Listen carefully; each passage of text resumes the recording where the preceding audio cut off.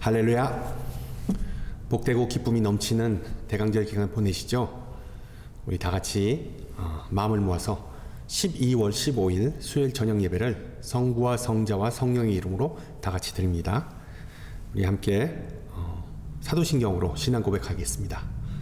전능하사 천지를 만드신 하나님 아버지를 내가 믿사오며 그 외아들 우리 주 예수 그리스도를 믿사오니 이는 성령으로 잉태하사 동정녀 마리아에게 나시고 본디오 빌라도에게 고난을 받으사 십자가에 못 박혀 죽으시고 장사한 지 사흘 만에 죽은 자 가운데서 다시 살아나시며 하늘에 오르사 전능하신 하나님 우편에 앉아 계시다가 저리로서 산 자와 죽은 자를 심판하러 오시리라.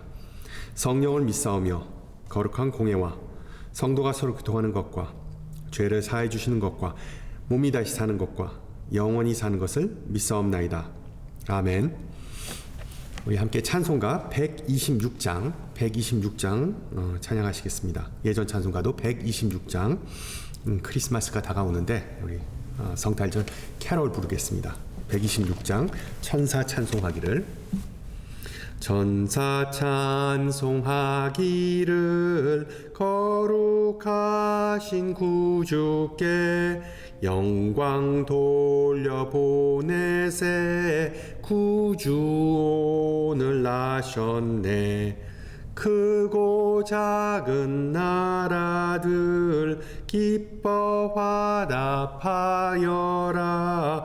영광 받을 왕의 왕 베들레헴에 나신 주. 영광 받을 왕의 왕 베들레헴에 나신 주. 오늘 나신 예수는 하늘에서 내려와 처녀 몸에 나셔서 사람 몸을 입었네. 세상 모든 사람들 영원하신 주님께 영광 돌려보내며 높이 찬양하여라. 영광 돌려보내며 높이 찬양하여라. 의로우신 예수는 평화의 왕이시고 세상 빛이 되시며 우리 생명 되시네. 죄인들을 불러서 거듭나게 하시고 영생하게 하시니 왕께 찬양하여라. 영생하게 하시니 왕께 찬양하여라. 아멘. 오늘 다 같이 말씀 보시겠습니다. 우리에게 주신 말씀 신약성경 누가복음 1장에서 46절에서 55절입니다. 누가복음 1장 46절에서 55절 말씀, 제가 가진 성경으로 신약성경 88페이지입니다. 누가복음 1장 46절에서 55절 말씀을 받들어 봉독합니다. 마리아가 이르되 내 영혼이 주를 찬양하며 내 마음이 하나님 내 구주를 기뻐하였음은 그의 여종의 비천함을 돌보셨음이라. 보라, 이제 후로는 만세의 날을 복이 있다 일컬으리로다. 능하신 이가 큰 일을 내게 행하셨으니 그 이름이 거룩하시며 긍휼하심이 두려워하는 자에게 대대로 이르는도다. 그의 팔로 힘을 보이사 마음의 생각이 교만한 자들을 흩으셨고 권세 있는 자를 그 위에서 내리치셨으며 비천한 자를 높이셨고 줄이는 자를 좋은 것으로 배불리셨으며 부자는 빈손으로 보내셨도다. 그 종 이스라엘을 도우사 긍휼히 여기시고 기억하시되 우리 조상에게 말씀하신 것과 같이 아브라함과 그 자손에게 영원히 하시리로다 하니라. 아멘. 계속해서 성경에 나온 창가 중에서 성탄에 관련된 찬가, 즉 최초의 캐럴을 좀 살펴보고자 합니다.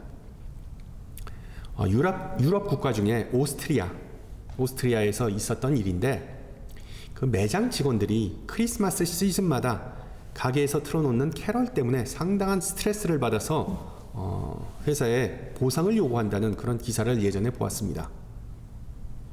그래서 노동청에서 그 진위를 조사해 본 결과 고요한 밤, 거룩한 밤, 기쁘다 구주 오셨네와 같은 그 멜로디, 그 노래를 온종일 들은 직원들은 결국 나중에 손님에게 까칠게 굴거나 신경질을 낸다는 연구 결과를 발표했습니다. 과불유급이라는 말이 정말 맞는 것 같습니다. 캐럴을 좋아하든 싫어하든 가장 유명한 캐럴 한 곡을 꼽는다면 아마도 고요한 밤, 거룩한 밤이라고 생각합니다.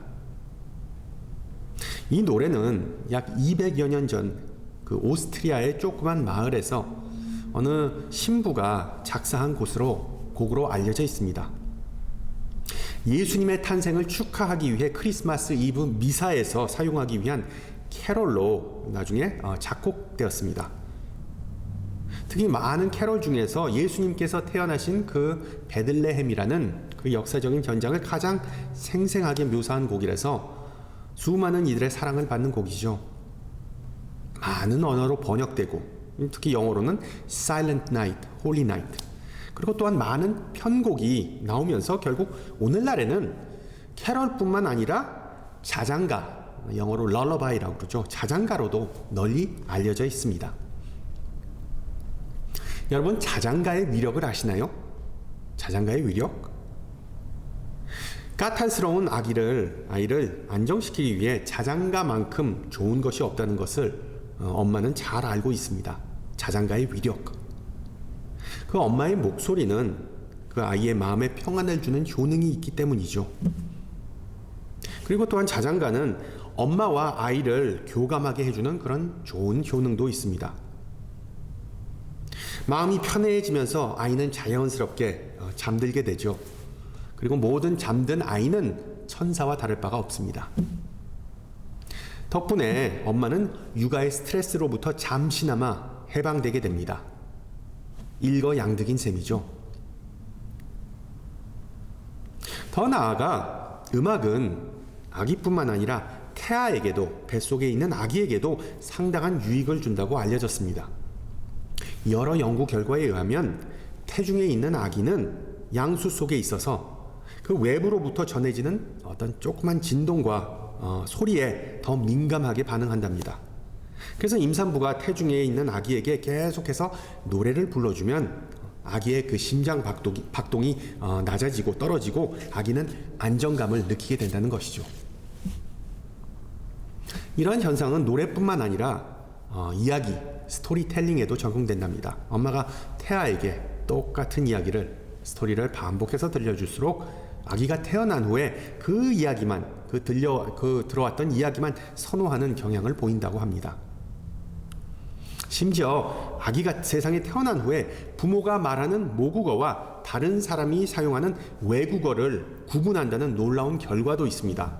그래서 여러분 들어보셨을 거예요. 영어 태교. 이 조기 교육에 열을 올리는 한국에 사는 엄마들은 그 임신 기간 중에 태아에게 영어로 이야기를 읽어주고 그리고 또한 영어 자장가를 들려준답니다.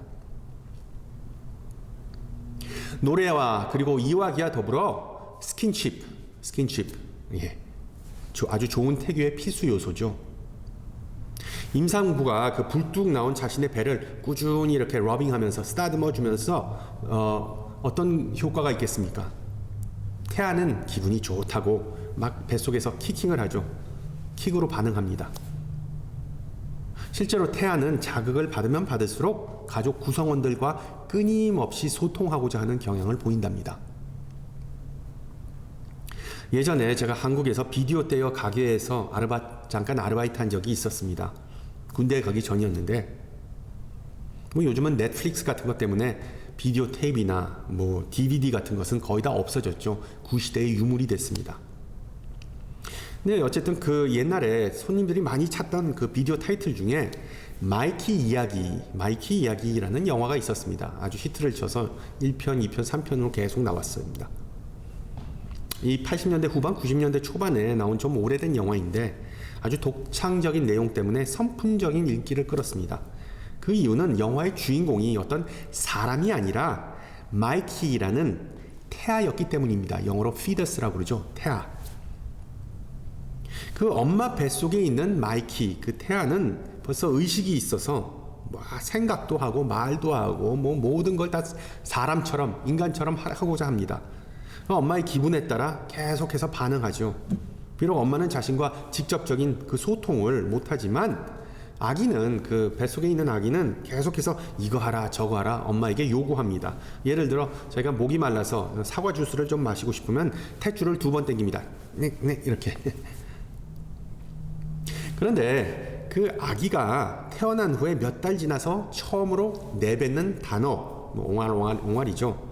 그 단어는 보통 우리가 잘 아는 마마, 즉 엄마가 아니라 다다, 아빠였습니다. 이유인즉슨 이 마이키가 태아일 때 자신에게 가장 말을 많이 걸어주고 노래해주고 그리고 시간을 보내준 사람이 다름 아닌 아빠였기 때문입니다. 정말 태교의 중요성과 연속성을 잘 보여주는 영화이죠. 건강한 태교는 건강한 아기의 미래를 결정하는 중요한 요소입니다. 아마 크리스마스 시즌에 태어난 아기들은 전후로 캐럴을 많이 들을 확률이 높습니다. 특히 아기의 엄마가 캐럴을 좋아한다면 더 그렇겠죠. 캐럴을 들으면서 뱃속에서 자라납니다. 오늘 본문에 나오는 이 마리아는 임신한 젊은 여성이었습니다. 그리고 누가에 의하면 그녀는 가장 최초로 성경에 나오는 캐럴을 작사한 장본인입니다. 그 캐럴의 제목은 Magnificat인데 그 찬가의 첫 구절에 라틴어로 나오는 단어입니다. 성경을 가지고 계시면 한번 보세요. 46절 마리아가 이르되 내 영혼이 주를 찬양하며 원래 헬라어를 직역하면 내 영혼이 주를 확대하며 My soul magnifies the Lord 또는 크게 높이며 라는 뜻입니다. Magnificat 영어의 magnificent의 어원이기도 한데 그 주님을 찬양하고 그리고 영광 돌리는 것뿐만 아니라 주님의 그 존재감을 크게 보여준다라는 그런 뜻입니다. 찬양, 영광, 확대 내용은 비슷하지만 한국어 번역은 그 원문의 아름다움과 그 뉘앙스를 잘 살리지 못한 부분이 조금 아쉽습니다. 어쨌든 이 마리아의 찬가, Magnificat, 이 마리아의 캐럴, 태어날 아기가 미래에 감당해야 할 소명과 사역을 요약해서 전해주고 있습니다. 그래서 어떤 학자들은 마리아가 성서에 나오는 예언자들과 같은 반열에 있어야 한다고 주장하기도 합니다. 왜? 그녀의 입에서 나온 이 찬가는 분명히 예수님의 미래에 대한 예언과 또 같기 때문입니다. Prophecy. 그래서 성경 번역마다 좀 다르지만 어떤 성경에는 그 빨간 부제로 쓰인 게 있죠. 마리아의 찬가라고 기록되어 있기도 하고 또 다른 성경을 보면 마리아의 예언이라고도 나옵니다. 반면에 다른 학자들은 이 누가가 복음서를 집필할 시점, 즉 예수님께서 승천하시고 한 30-40년이 흐른 후에 누가가 이 노래를 직접 고안해서 마리아의 입을 통해 소개한 것이라고 주장합니다. 쉽게 말해서 이 찬가는 누가가 후대에 작곡한 것이지 실제로 마리아가 부른 것은 아니라는 것이죠. 그 이유는 간단한데 지난주에 살펴본 또 다른 찬가가 있죠. 최초의 캐럴이라고 또 부를 수 있는 제사장 사가랴의 노래. 그 노래에 나온 그 사가랴와는 다르게 마리아는 그냥 촌뜨기 처녀였습니다. 때문에 어떤 교육도 제대로 안 받았을 뿐만 아니라 신학적인 지식도 전혀 없었다는 것이죠. 실제로 옛날에는 이스라엘과 같은 가부장적인 문화에서 여성은 유식할 필요가 없었습니다. 교육을 받을 필요가 없었죠. 그냥 빨리 결혼해서 아기 쑥쑥 낳고 밥하고 빨래하는 것이 여성의 본분이었기 때문입니다. 두 주장 다 일리가 있는 내용이죠. 그러나 우리가 기억해야 할 사실은 성경의 그 어떤 책보다 이 누가복음과 사도행전에서 가장 눈에 띄는 점은 바로 성령의 임재, presence와 사역입니다. work, 성령의 임재와 사역. 즉 인간을 감동하게 하고 교육하고 능력 주시는 성령의 역할이 정말 누가복음만큼 잘 드러나는 책이 없습니다. 예를 들어 무식한 어부 베드로가 성령 충만해서 수천 명 앞에서 말도 더듬지 않고 담대하게 설교하고 회개시키는 능력을 보여줬지 않습니까? 마찬가지로 성령의 능력을 입은 마리아도 찬가 하나 정도는 아주 쉽게 머릿속에 떠올렸을 겁니다. 그리고 태중에 있는 아기 예수님은 아까 언급한 그 마이키라는 태아처럼 그 엄마 마리아와 꾸준히 소통하였을 겁니다. 마리아가 불러주던 이 캐럴, 이 자장가를 베들레헴에서 태어나기도 전에 태중에서 함께 불렀을지도 모르겠다는 생각이 문득 들었습니다. 중세시대 신학자 안셀무스가 말했듯이 예수님은 참된 신이자 true God, 그리고 참된 인간 true man이셨습니다. 참된 인간, 참된 신, 참된 인간. 실제로 하나님의 아들 예수님은 하나님의 일을 하기 위해 이 땅에 오셨습니다. 동시에 마리아의 아들인 예수님은 엄마의 뱃속에서 건강한 태교를 통해서 태어났습니다. 그리고 태 속에서 꾸준히 들었던 마리아의 찬가, 이 캐럴, 이 자장가를 들으면서 자신이 앞으로 가야 할 길에 대한 확신을 키웠을 것입니다. 또한 이 자장가는 예수님께서 어른이 된 후에도 수많은 스트레스와 그리고 또한 압력으로부터 시달릴 때마다 다시 떠올리는 노래였을 겁니다. 우리도 예수님처럼 시련과 고난을 맞이하면 우리가 어린 시절에 듣고 자랐던 어머니의 찬송 또는 자장가 아니면 본인이 선호하는 신앙의 18번 특정한 찬양을 계속해서 회상하고 부르면서 승리하시기를 소망합니다. 이 성령의 영감을 차치하더라도 오늘 본문에 나오는 노래를 마리아가 직접 불렀다고 추측할 수 있는 그 뚜렷한 이유는 바로 그 내용에 있습니다. 그 내용. 즉 구원자 메시아가 오셔서 그 백성을 구해준다는 이야기는 뭐 특별히 유식하거나 똑똑하지 않더라도 이스라엘의 남녀노소가 할 것 없이 너무나 유명한 내용이었습니다. 그것은 온 백성의 염원이었기 때문이죠. 그 내용이 얼마나 오래되고 유명한지는 이스라엘 역사 속에서 아브라함의 시대까지 거슬러 올라갑니다. 그리고 마리아는 그 내용을 55절에서 찬양합니다. 하나님은 아브라함과 그의 후손을 통해서 온 인류를 축복하겠다고 약속하시고 그 후손이 이스라엘이라는 민족을 이루고 하나님은 그 민족을 애굽의 억압으로부터 해방하시고 약속의 땅 가나안으로 인도하셨습니다. 거기서 그들은 번창하여서 다윗이라는 왕이 등극하고 하나님은 다윗의 후손 중에 한 명이 참된 왕이 되어서 하나님의 공의와 은혜 그리고 평화 즉 하나님의 나라 The Kingdom of God을 세울 것이라고 약속하십니다. 뭐 이게 구약의 이스라엘의 역사, 구약에 나온 이스라엘의 역사를 요약한 거나 마찬가지죠. 그러나 아브라함과 다윗의 후손은 죄라는 복병을 만나게 되죠. 백성은 하나님에게 불순종하고 하나님을 배척합니다. 이 철저하게 망가진 백성은 바빌론이라는 세력에 끌려가서 다시 한번 노예 생활을 하게 되고 그리고 한 500년이 지난 마리아 시대에는 또 다른 외부 세력 그러니까 로마의 식민지로 살아가고 있었습니다. 문제는 정치적 억압보다 더 무서운 죄의 억압으로부터 이스라엘은 여전히 고통받고 있었다는 것이죠. 그래서 하나님은 그들에게 선지자들을 계속해서 보내서 죄와 사망의 권세를 물리칠 새로운 왕을 보낼 것이라고 또 약속하십니다. 이사야 선지자는 그 미래에 올 왕을 고난받는 종, 기묘라 모사라, 전능하신 하나님, 평강의 왕, 온 인류가 고대하는 분이라는 표현을 통해서 묘사합니다. 따라서 이스라엘 민족의 이 오랜 염원을 마리아 또한 너무나 잘 알고 있었습니다. 자신의 백성과 자기 자신에 해당되는 사연이었기 때문이죠. 그리고 오랫동안 기다리던 그 약속의 실현이 이 코앞으로 다가왔는데 놀랍게도 마리아 자신이 조연을 맡을 거라는 사실을 이 천사로부터 전해 듣게 됩니다. 그러자 마리아는 무엇을 했나요? 바로 노래했습니다. 46절 내 영혼이 주를 찬양하며 내 마음이 하나님 내 구주를 기뻐하였나이다.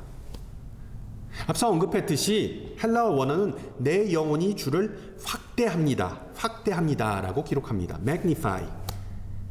마리아가 이 노래를 태 속에 있는 아기에게 들려주는 것은 마치 자장가를 불러주면서 하나님이 얼마나 크고 놀라운 분이신지를 자기 아기에게 일깨워주는 것과 마찬가지입니다. 물론 태아 예수님도 그 내용을 이미 다 알고 계셨겠죠.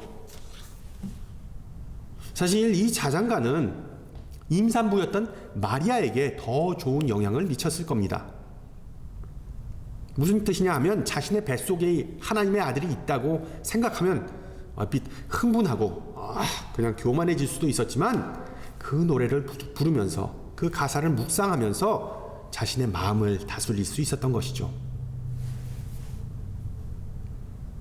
많은 신앙인은 그 만원경을 거꾸로 돌려서 들여다보면서 하나님을 찾고자 하는 경향이 있습니다.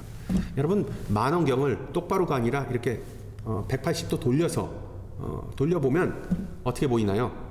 그 대상이 사물이 확대가 아니라 축소되어서 보이게 됩니다. 작게 보이죠. 하나님이 작게 보이면 보일수록 하나님이 만만해 보입니다.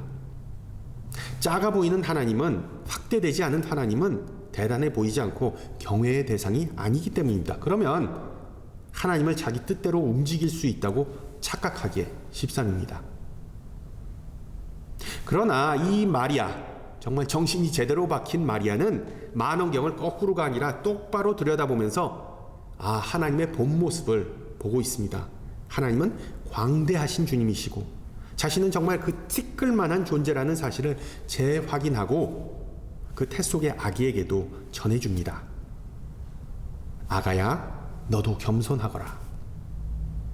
정말 훌륭한 신앙인이자 어머니라는 것이 드러나는 대목입니다. 겸손의 왕이 곧 온다는 메시지를 가장 듣고자 하였던 사람들은 마리아뿐만 아니라 가난한 자, 아픈 자, 소외된 자, 그리고 비천한 자들이었습니다. 바로 그 내용을 마리아는 48절에서 노래합니다. 그의 여종의 비천함을 돌보셨음이니라. 비천함으로 번역된 헬라어 단어는 겸손이라는 의미와 더불어 문자적으로 가난을 뜻합니다. 즉 마리아는 돈도 없고 백도 없고 임신 중이고 미혼이었습니다. 쉽게 말하면 인생이 완전히 꼬일 대로 꼬인 거였습니다. 그러나 여러분, 그런 기구한 운명에도 불구하고 그녀는 노래를 불렀습니다. 앞선 부분에서 천사 가브리엘은 마리아를 하나님께 은혜를 입은 자라고 묘사하죠. 로마 카톨릭 교회가 주장하듯이 마리아가 특별히 선하거나 성결하거나 거룩하거나 고귀해서가 아니라 전적으로 하나님께서 그녀를 택하셨다는 뜻입니다. 그 메시아를 태 속에 품은 은혜를 내리셨다는 것은 마치 그녀의 조상인 아브라함과 마찬가지로 한 무명의 시골뜨기 처녀를 하나님께서 축복하셔서 그녀를 축복의 통로로도 삼으신 것입니다. 또한 그녀가 은혜를 입었다는 의미는 하나님께서 이렇게 주신 은혜의 선물을 예스로 받아들였기 때문입니다. 요즘 미국 사회가 예전부터 그랬지만 낙태 문제로 정치적, 사회적 그리고 종교적으로 이슈가 참 많죠. 어떤 분들은 이것을 점점 미국이 타락해가는 징조, 말세의 징조라고 주장합니다. 엄밀한 의미에서 옛날에 낙태는 이슈도 아니었습니다. 임산부가 태아를 유산시키거나 아니면 유산시키기 위해 상상조차 못할 짓을 하였습니다. 저주하고 그냥 민간요법을 통해서 아기를 떼어내려고 그러고, 그리고 어쩔 수 없이 그 생명을 낳게 되면 그 갓 태어난 생명을 그냥 갖다 버리거나, 아니면 양심에 찔리면 그냥 수도원이나 수녀원 같은 데다가 문 앞에다가 그냥 갖다 내버리거나, 아니면은 그 아이를 그냥 없애버리는 그런 끔찍한 일은 다반사였습니다. 마리아 또한 처녀가 임신함으로 처할 그 위험을 알았기 때문에 천사가 뭐라 하든 축복을 내리셨다, 은혜를 입었다, 뭐라 하든 노라고 답하는 것이, 노 땡큐라고 답하는 것이 상식이었습니다. 그러나 38절에서 그녀는 담대하게 결단하죠. 주의 여종이오니 말씀대로 내게 이루어지이다. 아멘. 마리아가 받은 그 은혜가 구체적으로 무엇인가에 대해 성경은 마리아의 아기를 통해서 하나님께서 역사하신다, 구원하신다고 기록합니다. 아기는 백성을 죄로부터 구원할 뿐만 아니라 그들을 얽매이고 억압했던 세상을 싹 다 바꿔버릴 것이라고 기록하죠. 따라서 마리아는 곧 자신을 통해 성육신하실 하나님을 찬양합니다. 그런데 우리가 주목해야 할 부분은 그녀가 부르는 이 노래가 상당히 정치적이고 선동적이라는 점입니다. 교만한 자는 겸손한 자로 대체되고 배고픈 자는 배부를 것이고 그리고 부유한 자는 쫄딱 망할 것이라는 이 가사가 여러분 과연 아기에게 들려줄 만한 그런 자장가라고 생각하십니까? 또 다른 특이한 점은 이 마리아의 찬가, 마리아의 자장가에 나오는 동사들을 한번 보세요. 다 과거형입니다. 흩으셨다, 내리치셨다, 높이셨다, 배를 불리셨다, 보내셨도다 등등.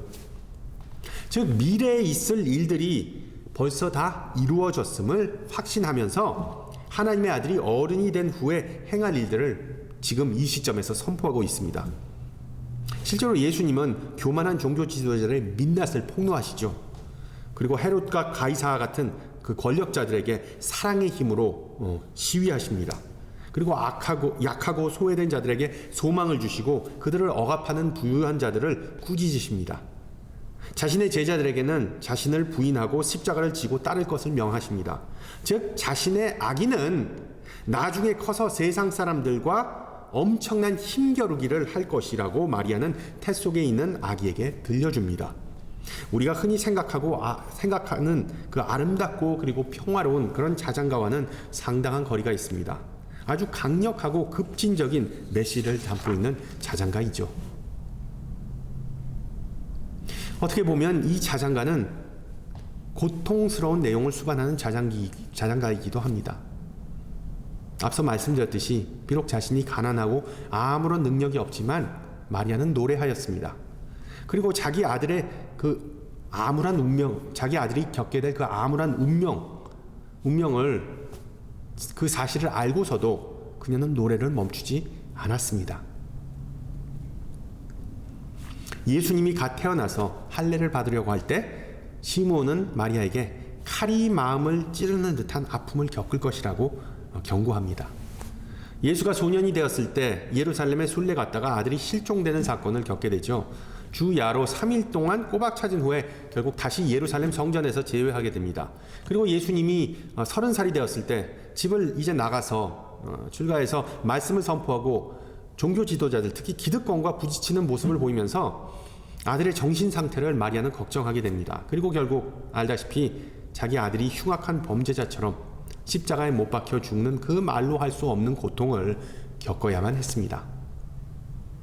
물론 마리아가 오늘 본문에서 예수님에게 자장가를 부르면서 미래에 있을 이런 비극적인 일들을 다 꿰뚫고 있지는 않았겠지만 예수를 키우면서 양육하면서 힘들고 그리고 숨이 막힐 때마다 이 노래를 다시 불렀을 것으로 추정할 수 있습니다.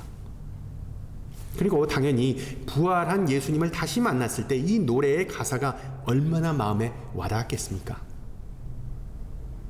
여러분 한번 상상해 보세요. 이처럼 엄청난 의미와 파장과 그리고 슬픔을 모아놓은 노래를 부르는 마리아의 심정은 과연 어땠을까요? 딱 생각나는 영어 단어 하나, mixed feelings. 즉 복잡한 심정이었을 겁니다. 기쁨, 두려움, 흥분, 그리고 슬픔이 묘하게 뒤섞인 그런 상태로 마리아는 노래했던 것이죠. 크리스마스 이브가 다음 주인데 여러분은 어떤 심정으로 캐롤을 부르십니까? 매번 하는 말, 시간 참 빨리 갑니다. 지금은 연말, 대강절 기간이지만 이제 또 금방 봄이 돌아오고 사순절 기간에 돌입하겠죠. 여러분, 예수님께서 태어나신 이유는 우리를 위하여 죽으시기 위해 이 세상에 오셨습니다. 성탄은 순환과 뗄 수 없는 관계입니다. 우리가 캐럴을 부르는 이유는 단순히 어떤 2000년 전에 있었던 역사적인 사건을 회상하기 위해서가 아니라 예수님께서 그 앞으로 겪으실 일들을 염두에 두면서 우리의 신앙 여정 또한 결코 기쁨과 그리고 또한 즐거움으로 가득하지 않기 때문에 우리는 마음을 단단히 먹고 다짐하기 위해서입니다. 십자가의 길을 예비하기 위해서죠. 그리고 또한 우리는 십자가 인생을 정말 살지만 또한 부활의 백성이라는 그 사실을 마음에 품고 이번 대강절에 캐럴을 불렀으면 좋겠습니다. 가난한 마리아, 불쌍한 마리아, 마음이 무너진 마리아, 인생의 막장에 도달한 마리아. 어떻게 보면 임산부 마리아는 태교가 아예 불가능한 상황에 봉착했었죠. 그런데도 불구하고 마리아는 노래하고 찬양하고 그리고 태중에 있는 아기를 위해 자장가를 불러주었습니다. 성도 여러분, 이유를 불문하고 이번 대강절에 찬양합시다. 할렐루야. 위대한 설교자 중에 빠지지 않는 이름이 바로 18세기 부흥사, 신학자, 그리고 감리교회 창시자, 그리고 노예 폐지 운동의 선구자였던 존 웨슬리, 우리말로 요한 웨슬리입니다.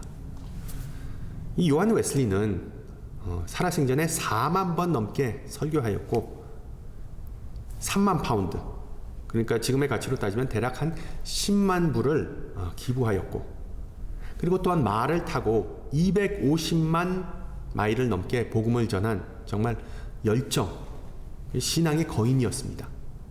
얼마나 부지런하고 그리고 또한 열정적이었는지 자신이 나이가 점점 들어가면서 노년에 들어서 새벽 5시까지 늦잠을 잔다고 투덜거리던 사람이 바로 이 요한 웨슬리였습니다. 그러나 웨슬리는 항상 이런 사람은 아니었습니다. 그는 21살의 나이에 그 영국의 명문 옥스퍼드 대학에 입학할 만큼 정말 총명하고 뛰어난 용모의 젊은이였습니다. 그러다 보니 좀 허세가 심하고 교만하고 냉소적이기도 했습니다. 그러나 어느 날 저녁에 있었던 만남으로 인해 그의 삶은 서서히 변하기 시작했습니다. 그 자신이 다니는 학교 문지기와 우연히 안면을 트고 대화를 하게 됐는데 알고 보니까 참 불쌍한 인생을 살던 사람이었습니다. 정말 찢어지게 가난해서 그 외투도 한 벌밖에 없고 그리고 침대도 없어서 땅바닥에서 자는 것을 알게 됐습니다. 그러나 이 문지기는 항상 싱글벙글하고 그리고 또한 인사도 잘하고 그리고 시간 날 때마다 찬양을 부르는 그런 모습을 보여줬습니다. 그 모습에 좀 질투를 느꼈는지 성숙하지 못했던 요한 웨슬리는 그 문지기에게 비꼬아 말했습니다. 자네, 오늘은 또 무슨 좋은 일이 있어서 노래를 흥얼거리는가? 그러자 문지기는 웃으면서 겸손하게 말했습니다. 저에게 생명을 주셔서 존재하게 하시고 뜨거운 심장을 주셔서 사랑할 수 있게 하시고 무엇보다 꾸준히 섬길 수 있는 마음을 주신 하나님에게 찬양을 돌리는 중입니다. 그 말에 감동한 요한 웨슬리는 찬양의 위력을 깊이 깨닫게 되었습니다. 그래서 복음 전파와 더불어 작곡가인 자신의 동생 찰스 웨슬리를 도와서 바로 방금 전에 부른 캐럴을 포함해서 6,500곡이 넘는 찬양을 남김으로 교회 음악의 한 획을 그은 위인이기도 합니다. 성도 여러분, 벌써 대강절 셋째 주를 보내고 있습니다. 그리고 아주 복된 그리고 의미 있는 기간입니다. 하나님께서 우리에게 아기 예수님을 맞이함과 동시에 그 아기를 서포트하라는 특명을 주셨기 때문이죠. 따라서 낮은 자를 높이시고 굶주린 자를 돕고 그리고 또한 낙심한 자를 위로하면서 우리 매일매일 이 몸은 주님의 종입니다. 지금 말씀대로 저에게 이루어지기를 바랍니다. 화답하기를 주님의 이름으로 축원합니다. 함께 기도합니다. 사랑이 많으신 하나님, 아주 오래전에 여동 마리아에게 은혜를 베푸셨듯이 이번 대강절에 우리 모두에게 은혜를 베푸심을 감사드립니다. 대강절의 의미가 점점 퇴색되는 가운데 이 귀한 절기의 참된 의미를 되찾기를 소망합니다. 자기 만족이 아니라 기다림의 기간이지, 받는 것이 아닌 남에게 베푸는 기간, 그리고 살아계신 말씀이신 예수님을 우리 삶의 중심으로 다시 삼는 기간임을 기억하게 하옵소서.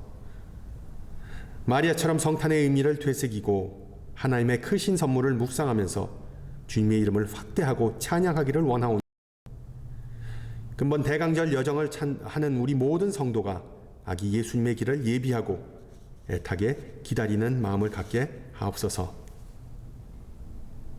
기쁨이 넘쳐야 할 시기에 슬픔으로 가득한 이들을 특히 위로하시어 모든 상처와 실패와 절망을 거두어내시고 이 세상이 주는 거짓되고 일시적인 약속이 아닌 하나님의 참되고 영원하신 약속과 소망을 바라보는 역사가 있기를 기도합니다. 여전히 코로나 사태로 인하여 고통받거나 사랑하는 이들을 떠나보낸 이들이 있습니다. 그리고 지난주에 갑작스러운 재해로 인하여 목숨을 잃은 이들과 살아남은 이들을 주님께서 품어주시기를 기도합니다. 폭풍 가운데서도 평안을 주시고 모든 눈물을 닦아주시는 주님을 의지할 때 아픔과 슬픔이 치유되고 다시 일어날 힘과 용기를 얻게 하옵소서. 우리 모든 성도가 이들의 아픔을 외면하지 말고 우리의 기도와 도움의 손길이 그들에게 닿게 하옵소서. 함께 주님 가르쳐 주신 기도합니다. 하늘에 계신 우리 아버지여, 이름이 거룩히 여김을 받으시오며 나라의 임하옵시며 뜻이 하늘에서 이룬 것 같이 땅에서도 이루어지이다. 오늘날 우리에게 일용할 양식을 주옵시고 우리가 우리에게 죄 지은 자를 사하여 준 것 같이 우리 죄를 사하여 주옵시고 우리를 시험에 들지 말게 하옵시고 다만 악에서 구하옵소서. 대개 나라와 권세와 영광이 아버지께 영원히 있사옵나이다. 아멘. 네, 항상 강건하시고 기쁨과 평안이 넘치는 대강절 기간 보내시기를 소망합니다. 다음 주 이 시간에 만나 뵙겠습니다. 샬롬.